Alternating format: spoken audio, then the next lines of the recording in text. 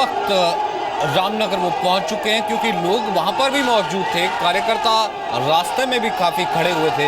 इस कारण से लग ये रहा है कि लगता है ये भी एक रोड शो में ही कहीं ना कहीं तब्दील होता हुआ।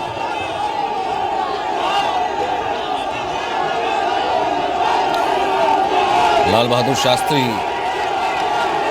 को श्रद्धांजलि देनी है, उनके पैतृक आवास पहुंचना है, और यहां से, क्योंकि ये पहले ही पहुंच चुके हैं, यहां से कुछ ही क्षण हालांकि उन्हें लगने हैं, लेकिन क्योंकि पहले उन्होंने देखा कि राइट और लेफ्ट, दाएं और बाएं, दोनों तरफ काफी बड़ी संख्या में लोग खड़े हैं, इसलिए वेव करने लग गए, हाथ हिलाने लग गए पीएम, और शीशे से, उस गेट से अपनी गाड़ी से बाहर निकला।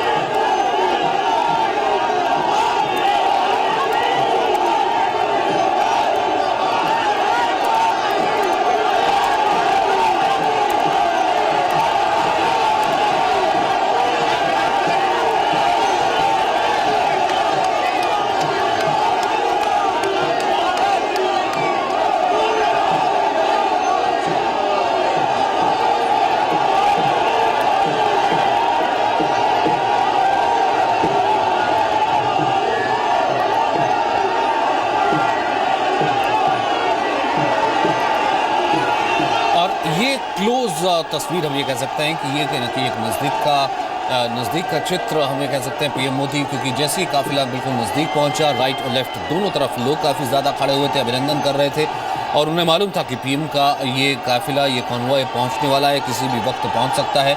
और ऐसे में फूल कुछ उसी तरीके की तस्वीर हम इसे कह सकते हैं, कल जो रोड शो निकला था वैसे ही लोग राइट और लेफ्ट में खड़े हुए हैं। हालांकि उतना ज़्यादा अलाउ नहीं किया गया, लेकिन लोग स्वतःस्फूर्त अपने आप ही खड़े हो जा रहे हैं। जिस रास्ते से इस कॉन्वॉय ने गुजरना है वहां पर पहले से ही खड़े हुए, क्योंकि सुबह जब गढ़वा घाट आश्रम पीएम जा रहे थे और उसके ठीक बाहर भी ऐसे ही लोग सुबह से ही खड़े हो गए थे, क्योंकि उन्हें मालूम था कि पीएम आए हुए हैं और इस आश्रम का वो रुख करने वाले हैं। ये रामनगर में पीएम पहुंच चुके हैं।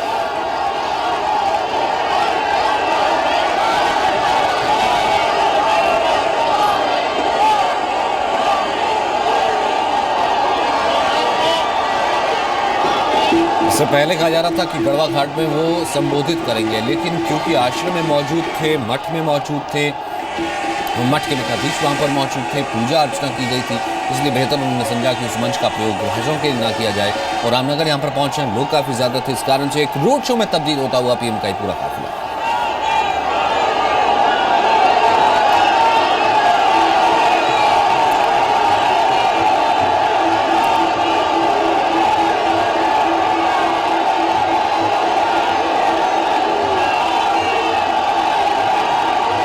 अमित प्रकाश इस वक्त मेरे सहयोगी हमारे साथ जुड़ चुके हैं।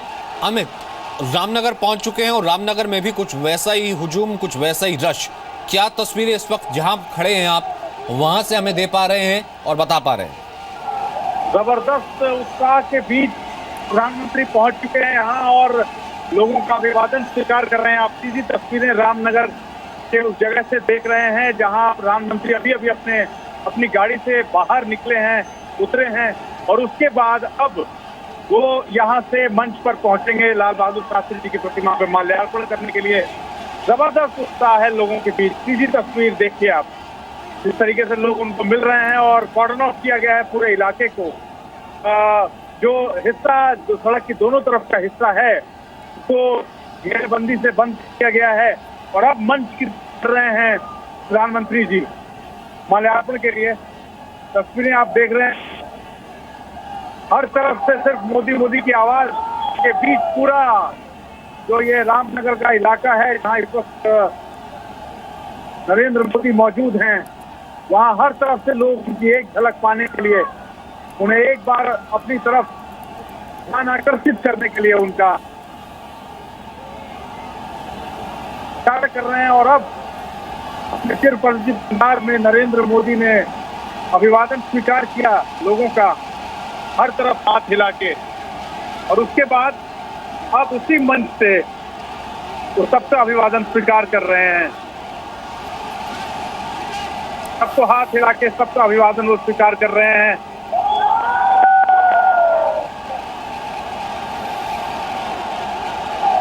इसी तस्वीर आप देख रहे होंगे इस वक्त।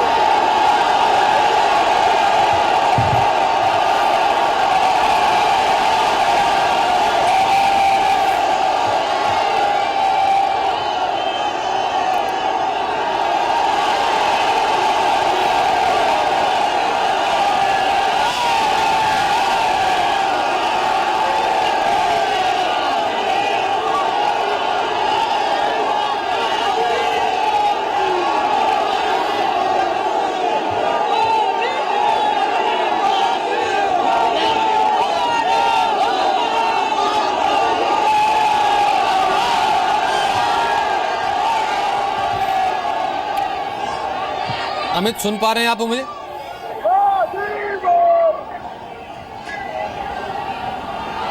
अमित, क्या हैं आप हमारे साथ?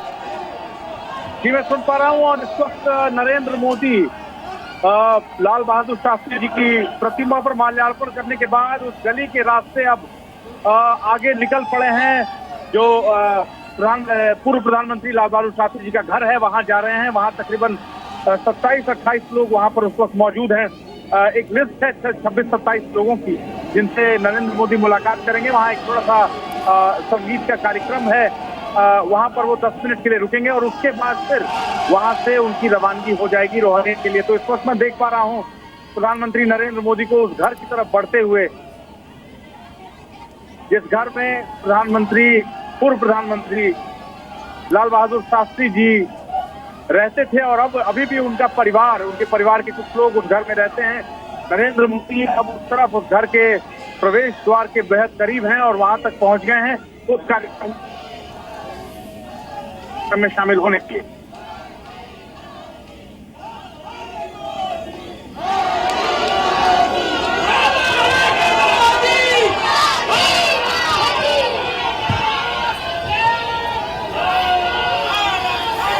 और इस वक्त हालांकि बहुत छोटी सी वो संकरी सी गली थी, लेकिन वहां से होते हुए और बाहर बहुत बड़ा हुजूम मौजूद है वहां से। और अमित, कितनी दूरी पहले से उतरे थे और कितनी बड़ी भीड़ थी? क्योंकि यहाँ तो हम तस्वीर में देख पा रहे हैं, जहां तक नजर जा रही है वहां तक लोग ही लोग नजर आ रहे हैं।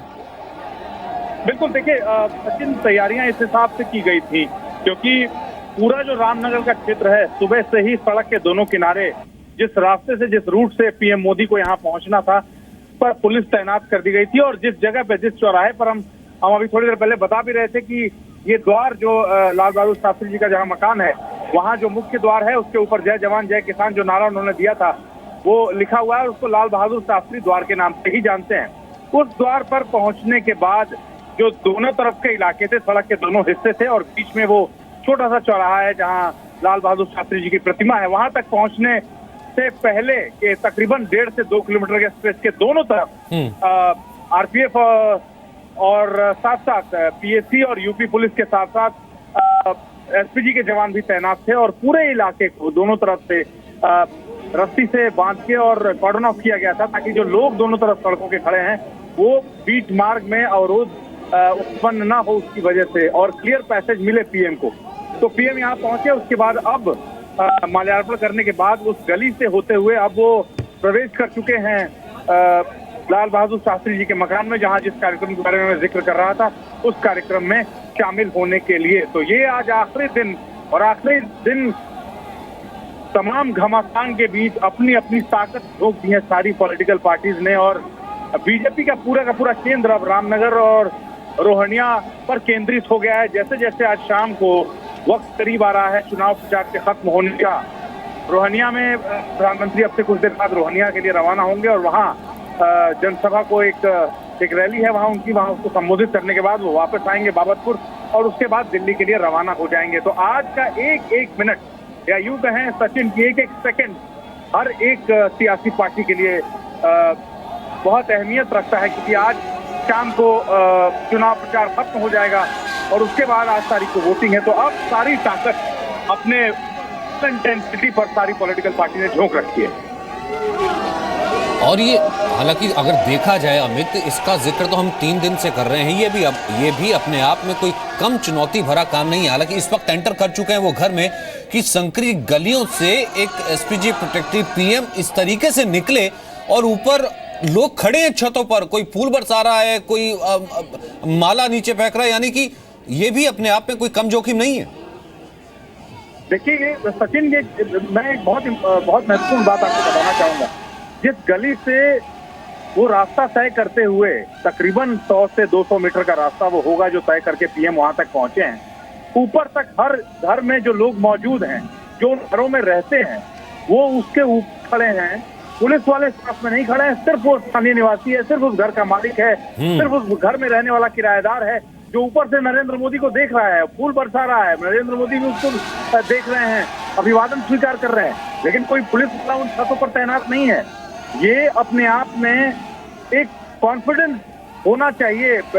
इतनी सिक्योरिटी के प्रधानमंत्री रहते हैं, लेकिन इतने आत्मविश्वास के साथ वो रामनगर में प्रवेश उन्होंने किया, इतने आराम से सब लोगों का अभिवादन स्वीकार किया और उसके बाद उस मंच से लाल बहादुर शास्त्री जी की प्रतिमा को पैदल सहज भाव से उस सकरी गली में प्रवेश करते हुए लोगों का अभिवादन स्वीकार करते हुए, आप सोचिए एक हाथ की दूरी पे लोग उनके साथ खड़े थे और वो लोगों का अभिवादन स्वीकार कर रहे थे। इस तरीके से प्रधानमंत्री मोदी यहाँ पहुंचे हैं और अब वो कार्यक्रम जो अंदर उनके निवास स्थान पर होना है लाल बहादुर शास्त्री जी के, वो कार्यक्रम अब शुरू हो गया है, उसमें शामिल हो चुके हैं और उसके बाद वो फिर यहाँ से रवाना होंगे रोहनिया के लिए। और यहाँ से कितनी दूर लगेगी उनको, अब कितनी देरी लगेगी, कितना वक्त लगेगा यहाँ से पहुंचने में? माफ कीजिएगा सचिन, मैं आपकी आवाज सुन नहीं पाया। यहाँ से अभी कितनी देर और उनका यहाँ रहने का कार्यक्रम है और यहाँ से रोहनिया के लिए निकलेंगे तो कितना वक्त और लगेगा उनको वहाँ? देखिए सचिन, यहाँ जो कार्यक्रम है लाल बहादुर शास्त्री जी के आवास पर, वो कहा जा रहा है कि 10 मिनट का कार्यक्रम है और 26 ऐसे लोग हैं स्थानीय, उसमें काफी वृद्ध महिलाएं भी हैं जिनके पांव छू के वो आशीर्वाद लेंगे। ये भी उस लिस्ट में है कि इस पूरे रामनगर क्षेत्र में जो बहुत ही वृद्ध महिलाएं हैं, 2-3 महिलाएं जो जिनकी उम्र 100 साल के आसपास है, वो उनके चरण स्पर्श भी करेंगे वैसी 2 महिलाओं के और उनका आशीर्वाद लेंगे, अपनी जीत के लिए उनका आशीर्वाद लेंगे। और 25-26 लोगों की लिस्ट एक तैयार की गई है जो इसी इलाके के रहने वाले हैं, जिसमें लाल बहादुर शास्त्री जी के परिवार के भी सदस्य हैं। और ये भी कहा जा रहा है कि लाल बहादुर शास्त्री जी की जो सगी बहन हैं, उनके जो पुत्र हैं, वो भी उस लिस्ट में हैं। उनके परिवार के भी कुछ लोग हैं जो आज मुलाकात करेंगे और हर आदमी कोशिश करेगा, उनको वक्त दिया जाएगा, थोड़ी बात वो अपनी कह पाएंगे, जो कुछ भी वो प्रधानमंत्री से शेयर करना चाहते हैं। तो उन लोगों से थोड़ी बातचीत के बाद ये 10 मिनट का कार्यक्रम उनके आवास में है और 10 मिनट के कार्यक्रम के बाद उन लोगों से थोड़ी देर की मुलाकात होगी और उन 25-26 लोगों से एक छोटी सी मुलाकात के बाद रोहनिया के लिए रवाना होंगे प्रधानमंत्री। और रोहनिया उम्मीद है कि 25 मिनट में, 20-25 मिनट में वो यहाँ से रोहनिया पहुंच जाएंगे और उसके बाद वहां एक जनसभा को संबोधित करेंगे। रोहनिया में संबोधित करना है, यानी कि रोहनिया में वो मुखातिब होंगे जनता से, रोहनिया में बात करेंगे, भाषण देंगे। जी, ऐसा अब तक कहा जा रहा है कि वहाँ रैली है और वहाँ एक छोटा सा संबोधन उनका हो सकता है, क्योंकि सचिन आपको पता होगा अभी विशाल जिस पॉइंट पे थे और जहाँ से रिपोर्ट कर रहे थे, वहाँ प्रधानमंत्री को एक भाषण देना था, लेकिन शायद ऐसा लगता है, जैसा मैं अनुमान लगा रहा हूँ, कि वक्त के अभाव की वजह से, चूंकि दिल्ली भी वापस जाना है और चुनाव के प्रचार का समय जो है वो थमने का वक्त धीरे धीरे अब करीब आ रहा है, तो ये सब कुछ देखते हुए पूरी कैलकुलेशन के बाद ये तय किया हुआ कि हर जगह जो है समान वक्त दिया जाना चाहिए और शायद यही वजह होगी। मुझे ऐसा लगता है कि उनका भाषण जो है वहाँ थोड़ा सा जो एक संबोधन था उसको कैंसिल करके वो उन्होंने उसको भारत की वीर गति की गाथा गाते लाल बहादुर शास्त्री अमर रहे, बोलो लाल बहादुर शास्त्री अमर रहे। रविवार दिन को अक्टूबर सन 1904 में नाम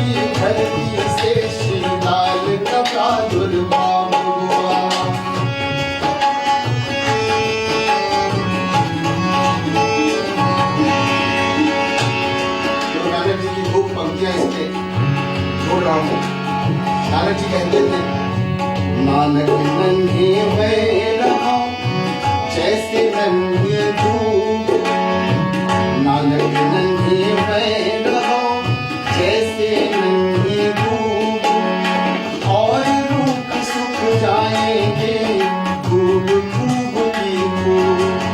ऐसे हमारे शास्त्री जी थे। लघुआकार संतोष और धीरज गुणे बनाते हैं, लघुआकार संतोष और धीरज गुणे बनाते हैं। भारत के वीर ब्रजी की गाथा गाते हैं, बोलो लाल बहादुर शास्त्री अमर रहे, बोलो लाल बहादुर शास्त्री अमर रहे। सन 1927 में पाणी ग्रहण संस्कार हुआ, शिव उपासिका ललिता देवी के संग लाल का ब्याह हुआ।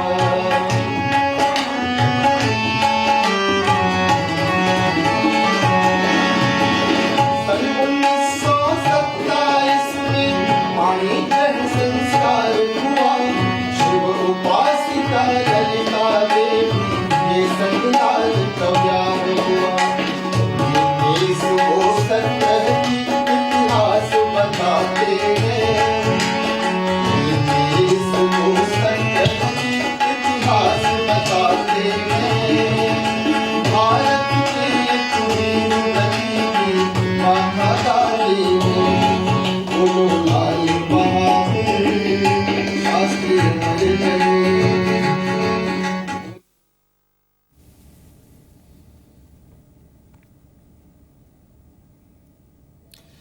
तो लाल बहादुर शास्त्री जी को श्रद्धांजलि थी। इस बीच उस कक्ष में बैठे जिसमें लाल बहादुर शास्त्री रहा करते थे और उस भजन को सुना जिसमें उनके जीवन वृत्तांत था, जीवन और उनकी यात्रा को बताया गया था और बेहद सहज भाव से, कहीं ऐसा नहीं कि उनको निकलना है या फिर देरी हो रही है या फिर कहीं पहुंचना है, बिल्कुल सहज बात से बैठे रहे और अब भी बैठे हुए हैं पीएम, लगभग ऐसी मुद्रा में जिससे ध्यान लगा रहे हैं।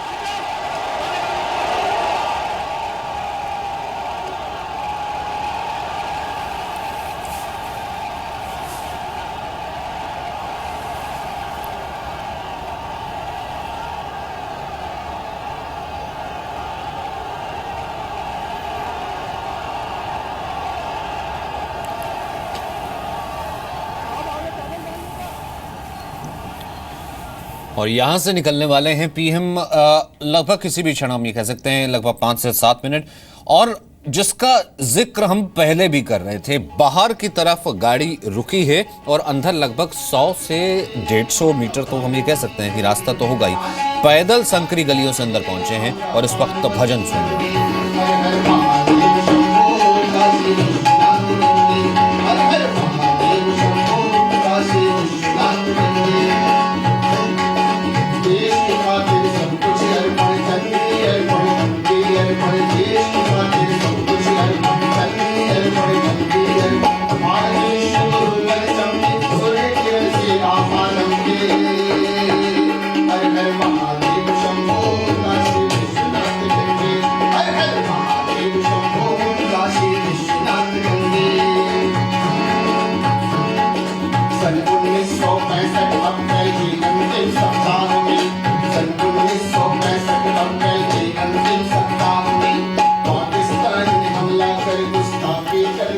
तो लाल बहादुर शास्त्री हालांकि कांग्रेस से आते थे और लेकिन लाल बहादुर शास्त्री को श्रद्धांजलि दी। पीएम मोदी वहां पर रुके और अभी भी उस तरीके से भजन सुन रहे हैं। एक तरीके से कह सकते हैं कि पीएम का ये कहीं मास्टर स्ट्रोक है।